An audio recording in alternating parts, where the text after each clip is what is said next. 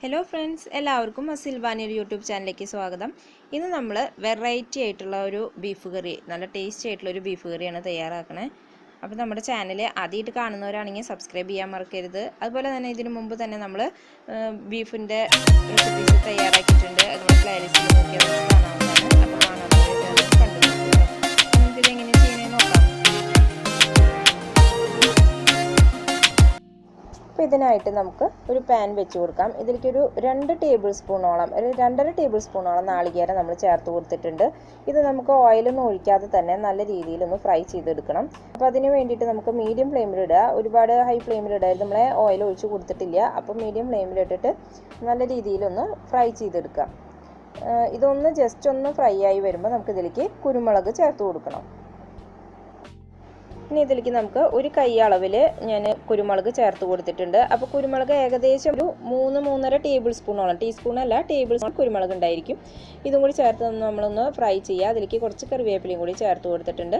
ഇനി ഇതിലേക്ക് നമുക്ക് പൊടികൾ ചേർത്ത് കൊടുക്കാം. അപ്പോൾ മല്ലിപ്പൊടിയാണ് നമ്മൾ ആദ്യം ചേർക്കണേ. മല്ലിപ്പൊടി ഏകദേശം ഈ ടീസ്പൂണിൽ ഒരു 3.5 ടീസ്പൂൺ മല്ലിപ്പൊടി നമ്മൾ ചേർത്ത് കൊടുക്കുന്നുണ്ട്. അതുപോലെ തന്നെ മുളക് പൊടി നമ്മൾ 2 ടീസ്പൂൺ മുളക് പൊടി ചേർത്ത് കൊടുക്കുന്നുണ്ട്. മുളക് പൊടിക്ക് നല്ല എരിവായത് കാരണം തന്നെ, അപ്പോൾ എരിവ് നമ്മൾ നോക്കണം, കാരണം കുരുമുളകിന് അത്യാവശ്യം നല്ല എരിവുണ്ട്. 1 കിലോ അളവിലാണ് നമ്മൾ ചെയ്യുന്നത്. അപ്പോൾ അതിനനുസരിച്ച് മുളക് പൊടി എരിവുണ്ട് വെച്ചെങ്കിൽ അതിനനുസരിച്ച് കൂട്ടി കുറയ്ക്കൊക്കെ ചെയ്യണം. പിന്നെ നമ്മൾ ചേർക്കുന്നത് ബീഫ് മസാലയാണ്. 3 ടീസ്പൂണോളം ബീഫ് മസാല ചേർത്തിട്ടുണ്ട്. ഇത് നമ്മുടെ ഹോം മെയ്ഡ് ബീഫ് മസാലയാണ്.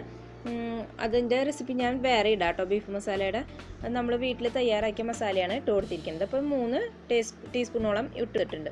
ഇനി ഇതെല്ലാം കൂടിയിട്ട് മീഡിയം ഫ്ലെയിമിൽ നമ്മൾ ഒന്ന് ചൂടാക്കി എടുക്കുക. നമ്മുടെ നാളികേരം ഒന്ന് ഫ്രൈ ആയി വരണം, അതുപോലെ പൊടികളും അത് നന്നായി ഒന്ന് മൂത്ത് വരണം. അതുവരെ നമ്മൾ നന്നായിട്ടൊന്ന് ഇളക്കി കൊടുക്കുക.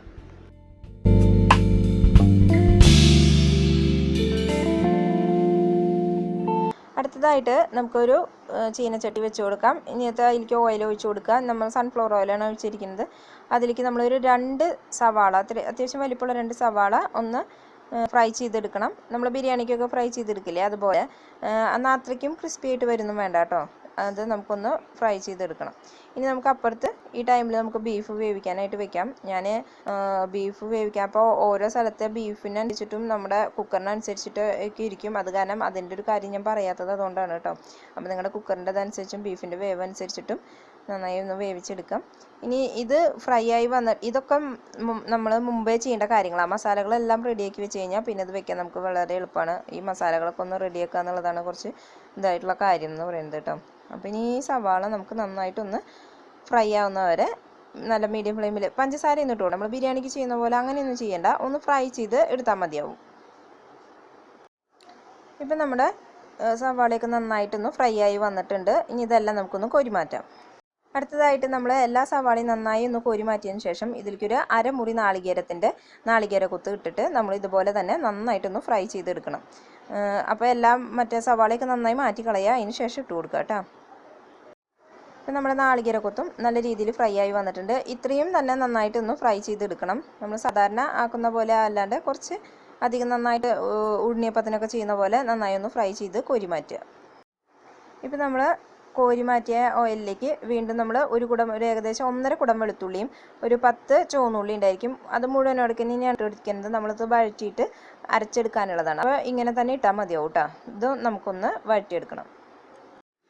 അടുത്തതായിട്ട് നമ്മൾ ഇതിലേക്ക് അത്യാവശ്യം വലിപ്പമുള്ള ഒരു കഷ്ണം ഇഞ്ചി ചെറുതായി അരിഞ്ഞത് ഇതിനകത്ത് ചേർത്ത് കൊടുത്തിട്ടുണ്ട്.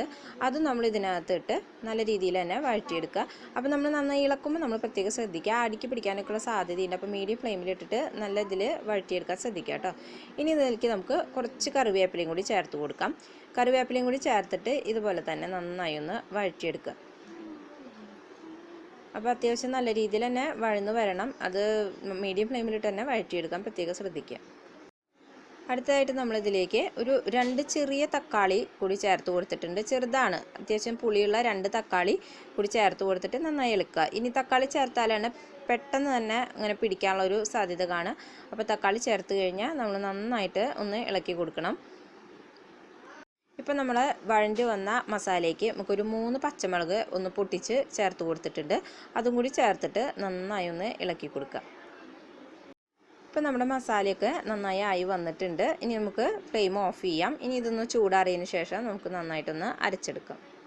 അപ്പോൾ നമ്മുടെ മസാലയൊക്കെ നന്നായിട്ട് ചൂടാറി വന്നിട്ടുണ്ട്. ഇത് നമുക്ക് നന്നായി ഒന്ന് അരച്ചെടുക്കാം. അപ്പോൾ അതിനായിട്ട് നമുക്ക് മിക്സി ജാറിലേക്ക് ഇട്ട് കൊടുക്കാം. അപ്പോൾ മുമ്പ് നമ്മൾ വറുത്ത് വെച്ചിരുന്ന നാളികേരവും അതുപോലെ തന്നെ ഇതൊക്കെ വറുത്ത് വെച്ചിട്ടുണ്ടായിരുന്നു, കുരുമുളകൊക്കെ കൂടിയിട്ട് ആ പൊടിയും ഇതിനകത്ത് ചേർത്തിട്ട് നല്ല ഫൈനായിട്ട് നമുക്ക് ഇതൊന്ന് അരച്ചെടുക്കാം. അടുത്തതായിട്ട് നമുക്കൊരു പാൻ വെച്ച് കൊടുക്കാം. അതിലേക്ക് നമ്മൾ കുറച്ച് ഓയിൽ ചേർത്ത് കൊടുത്തിട്ടുണ്ട്. ഇനി ഒരു 15 ചുവന്നുള്ളി നമ്മൾ ഇങ്ങനെ കാച്ചാൻ ഉപയോഗിക്കുന്ന പോലെ വട്ടന അരിഞ്ഞിട്ട് നമുക്ക് അതിനകത്ത് ചേർത്ത് കൊടുക്കുക. എന്നിട്ട് നന്നായി ഒന്ന് മൂപ്പിച്ചെടുക്കണം. അപ്പോൾ നമ്മുടെ ഓയിലിൽ ഉള്ളി ഇട്ട് കൊടുത്തതിന് ശേഷം കുറച്ചധികം കറിവേപ്പിലയും കൂടി ചേർത്തിട്ട് നമുക്ക് നന്നായി ഒന്ന് മൂത്ത് വരുന്നത് വരെ ഇളക്കി കൊടുക്കാം. അതിന് ശേഷം നമുക്ക് വേവിച്ച് വെച്ചിരിക്കുന്ന നമ്മുടെ ബീഫ് ഇതിനകത്ത് ചേർത്ത് കൊടുക്കാം. അപ്പോൾ ബീഫ് മാത്രമല്ല നമ്മളിതിലിടുന്നത്, കുറച്ച് കായും കൂടി ചേർക്കുന്നുണ്ട്. അതായത് നേന്ത്രക്കായ തൊലി കളഞ്ഞിട്ട് നമ്മൾ വേറെ വേവിക്കാൻ വെച്ചിട്ടുണ്ടായിരുന്നു. അതും കൂടി നമ്മൾ ഇതിനകത്ത് ചേർത്ത് കൊടുത്തിട്ടുണ്ട്. അടുത്തതായിട്ട് നമുക്ക് ഇതിലേക്ക് അരച്ച് വെച്ചിരിക്കുന്ന നമ്മുടെ മസാല ഇതിനകത്ത് ചേർത്ത് കൊടുക്കാം. എന്നിട്ട് നല്ല രീതിയിൽ ഒന്ന് ഇളക്കി യോജിപ്പിക്കുക. വെള്ളം അത്യാവശ്യത്തിന് ഇതിനകത്ത് ഉണ്ടത് കാരണം തന്നെ ഞാൻ വേറെ ചേർക്കുന്നില്ല. ഇനി നല്ല ഹൈ ഫ്ലെയിമിൽ ഇട്ട് തന്നെ നമ്മൾ ഇളക്കി യോജിപ്പിക്കുക. ഇളക്കി കൊടുക്കുന്നതിൽ ഒരു കുറവും കാണിക്കരുത്, അപ്പോൾ അടിക്കൊക്കെ പിടിക്കാനുള്ള സാധ്യതയുണ്ട് കേട്ടോ. നമ്മുടെ മസാല ചേർത്തതിന് ശേഷം നന്നായി ഒന്ന് തിളച്ച് വരണം. അതിൻ്റെ എണ്ണയൊക്കെ തെളിഞ്ഞ് മുകളിൽ കളറൊക്കെ മാറി വരുമ്പോഴാണ് അത് പാകമായി വരിക. അപ്പോൾ ബീഫ് വേവിക്കുമ്പോൾ ഒരുപാട് ഉടഞ്ഞു പോകുന്ന രീതിയിൽ വേവിച്ചെടുക്കരുത്. നമ്മുടെ മസാല കയറി ഇതിന് നന്നായിട്ട് ഒന്ന് വെന്ത് വരണം. അപ്പോഴാണ് അതിനകത്ത് നന്നായി മസാല പിടിക്കത്തുള്ളൂ കേട്ടോ. അപ്പോൾ അത് കാരണം അത് പ്രത്യേകം ശ്രദ്ധിക്കുക.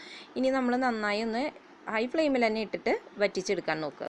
ഇപ്പോൾ നമ്മുടെ ഇതായി വന്നിട്ടുണ്ട്. ഇതിലേക്ക് നമുക്ക് എടുത്തു വെച്ചിരിക്കുന്ന മല്ലിയില, നന്നായി പൊടിയായി അരിഞ്ഞു വെച്ച മല്ലിയില ചേർത്ത് കൊടുക്കാം. അതുപോലെ തന്നെ ആദ്യം നമ്മൾ ഫ്രൈ ചെയ്തെടുത്തിരിക്കുന്ന നമ്മുടെ സവാളയും അതുപോലെ തന്നെ നാളികേരക്കൊത്തും കൂടി ചേർത്ത് കൊടുത്ത് നമുക്ക് അടച്ചു വെച്ച് ഒരു 10 മിനിറ്റ് കഴിഞ്ഞിട്ട് തുറന്ന് നോക്കാം. നമ്മുടെ ബീഫ് കറി തയ്യാറായിട്ടുണ്ട്. എല്ലാവർക്കും ഇഷ്ടമായി കാണുമെന്ന് വിചാരിക്കുന്നു. ട്രൈ ചെയ്ത് നോക്കുക. നിങ്ങളുടെ ഫീഡ്ബാക്ക് എന്നെ അറിയിക്കുക. അപ്പോൾ അടുത്ത റെസിപ്പിയുമായി നമുക്ക് വീണ്ടും കാണാം. Thank you.